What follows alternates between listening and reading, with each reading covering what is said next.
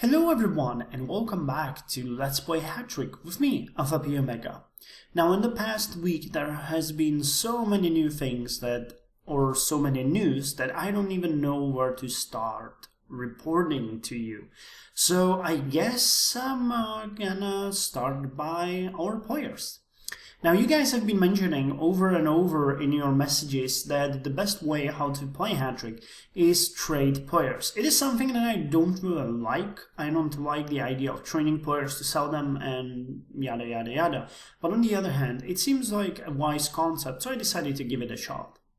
Now, I have been looking through the players on the market, and eventually I found several that I liked. I invested about 26 million into buying new players, and we got a few. We got Julien, I think Julien Colon. Is he French? I don't know. He's from Switzerland. But still, we got Julien Colon, which is 17 years and 98 days. He got a decent TSI, and the wage isn't all that bad. On the other hand, his playmaking is excellent. We also got the Daniel Sindea, who is from Romania. Wow, I didn't even know that. So Daniel Sindea is from Romania. He's 17 years and 99 days. He's 1 day older than Julien, and his playmaking is excellent as well.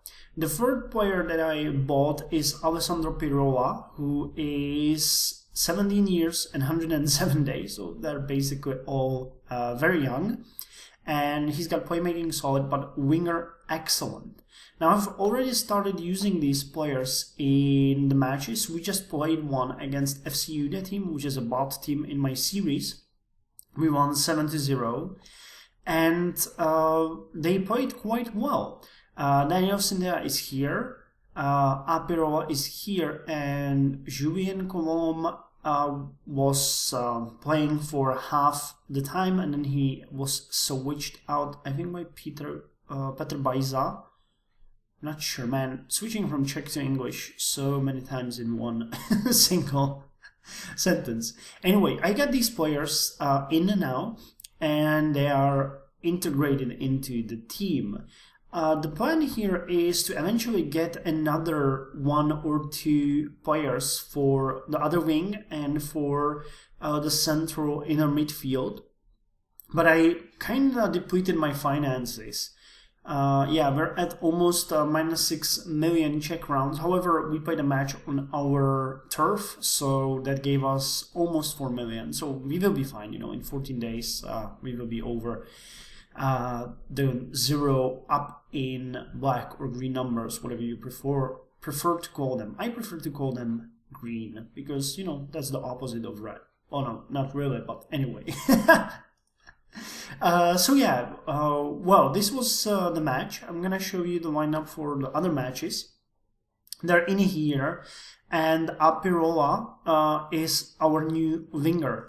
Now, I'm basically trying to do what I mentioned before, where all of the older players are gonna go and we're gonna make the team younger. Now, the forward players are the oldest one, with the exception of Karol Ženiček. Dan Augusta is... oh, he's a winger as well. Okay, so the oldest one at this point is Dan Augusta, which is our winger. He was substituted by Apirola, but as I don't have any other good winger, I'm still gonna keep him for a couple months, see what I can see, and eventually when we get younger players, he's gonna go. Though he has, well, no, he has disastrous leadership, so no, we're not gonna keep him. But he's been switched out, and now Apirola is playing instead of him. Daniel Sindea and Julien Colomb are in the midfield, and the third player is Zisov Mosler, who is actually not all that old. He's 21 years. So you can see that that is a huge change. All the older players are slowly going away. Now we don't have anyone to put in the center, in the forward. So Eli Kragt, who is 27, Paulo Giantomasi, and who's the third one? Dan Zaremba. Wow, he's way younger than they are. He's 19, so we might keep him. He's always switching inside, so he's playing every match, which gives him a lot of experience, and I'm kind of happy with that. But these guys will have to go eventually. But, you know, we have 2 or 3 seasons before we have to do that. So far, I'm focusing on the inner midfield, and I'd like to get a new winger instead of Aleš Němec, because, well, he's 23, but, you know, I'm trying now to get it under 20. So this is my main training part. We're going to be training in the midfield through most of the season, as you guys suggested. We're going to be training them by training playmaking.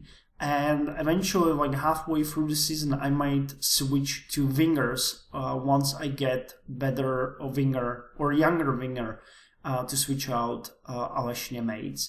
Also, Mika Turi and Aleš Dimak, they are in the back. Aleš Dimak is not that old, but he could be younger.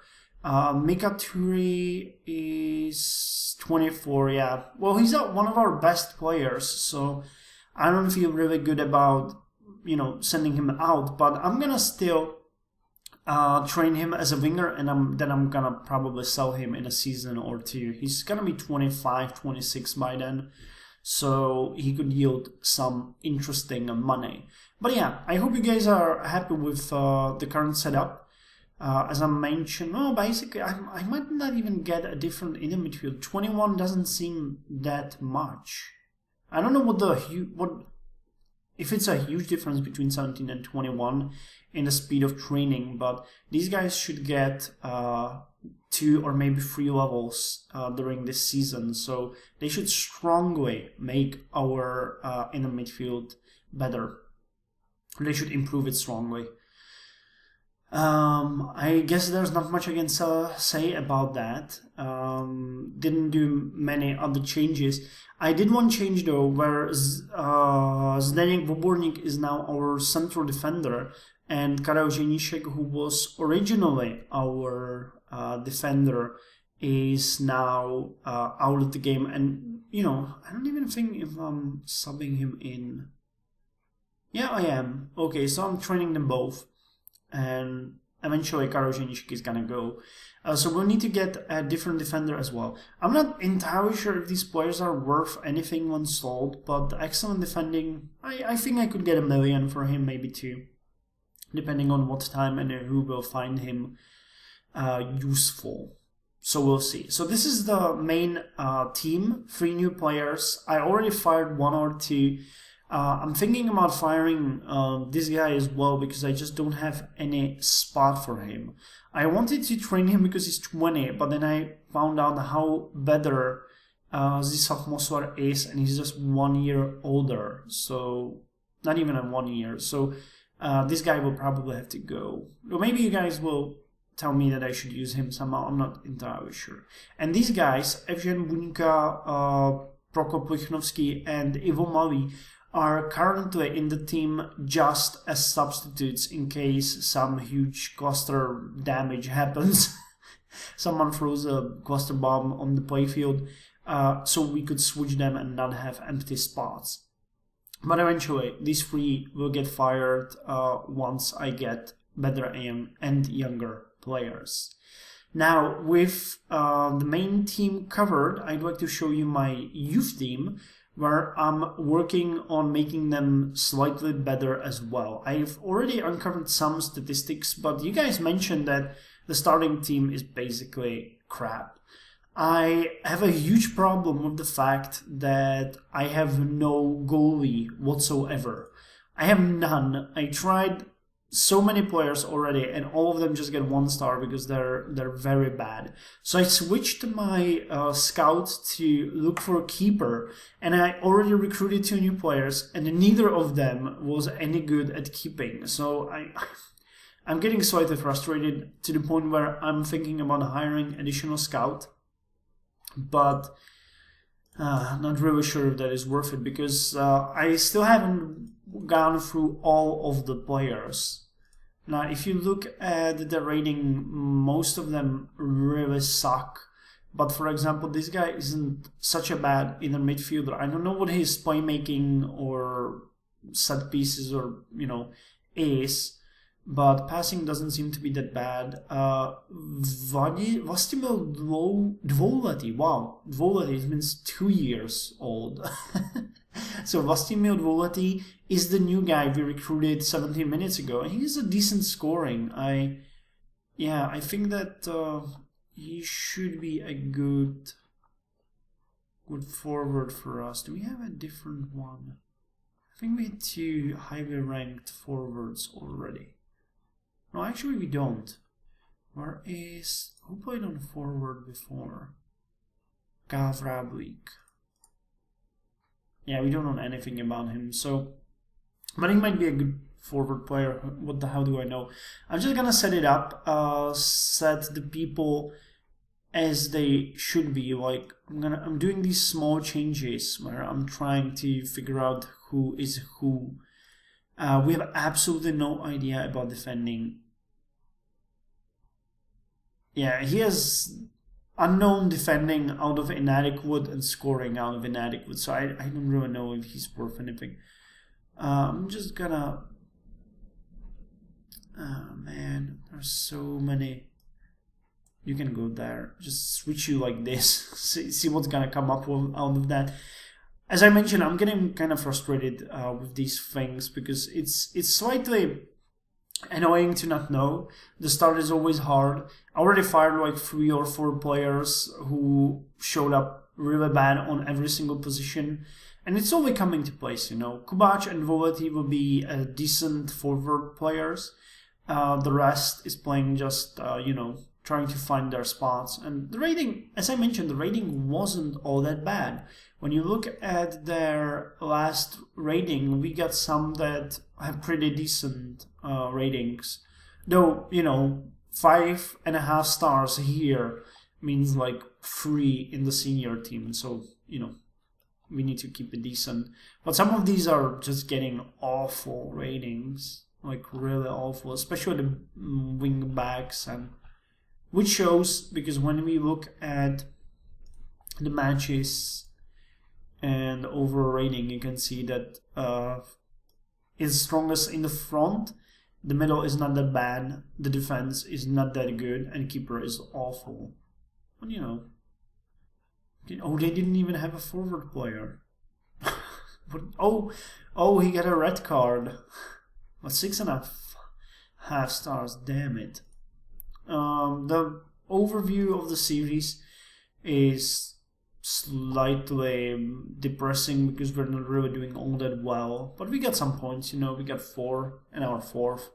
Could be better, could be worse. But at least we're playing, at least something's happening here. And if I get at least some money out of these guys when they get promoted and sold, I'm gonna be happy. Now, fans at this point are satisfied. We will have to fight to stay up. Yeah, it's not a problem. The growth has went significantly down in the past 2 months. You guys probably already noticed that, but it's not such a big problem, They're just slowly growing, which is good, A growth, as long as they're growing and we're not losing anyone, I'm happy. The sponsors are satisfied. They're giving us kind of a nice amount of money, which makes me happy. It's growing every single week since like forever. I've been checking. We started at like 1.4 million, and now season 8 we're at 1.9 almost. So that is pretty decent.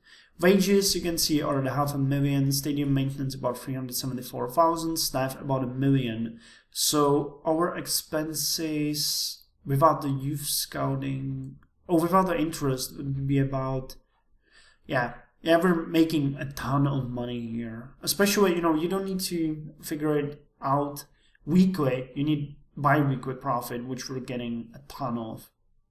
So I'm gonna keep looking for additional players. See how we can do. Last week balance, Jesus Christ. You spent new signings 26.5 million.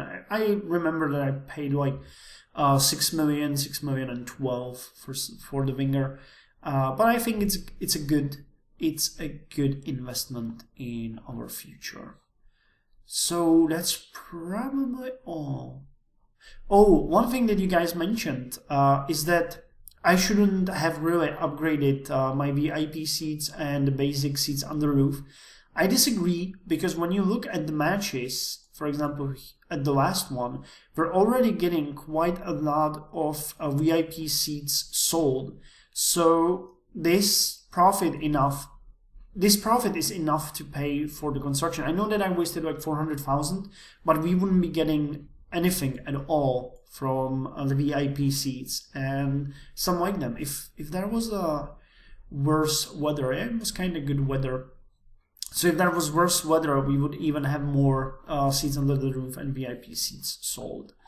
So yeah, I'm pretty happy with this report. I'm gonna continue going like this. I hope you guys enjoyed it. I'm listening to you. See, I'm learning. I'm not trying to ignore you. So keep the info coming, keep your advice coming, because I'm trying to get better. You know, I like this game. I really like it, and I want to push forward. And you guys have been giving me just awesome amount of information. I'm reading it all.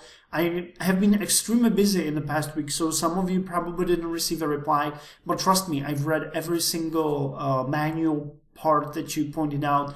I read some of the forums posts that you sent. So yeah, just trying to say that, you know, keep it coming, because I am not ignoring you. So till next week, you guys take care.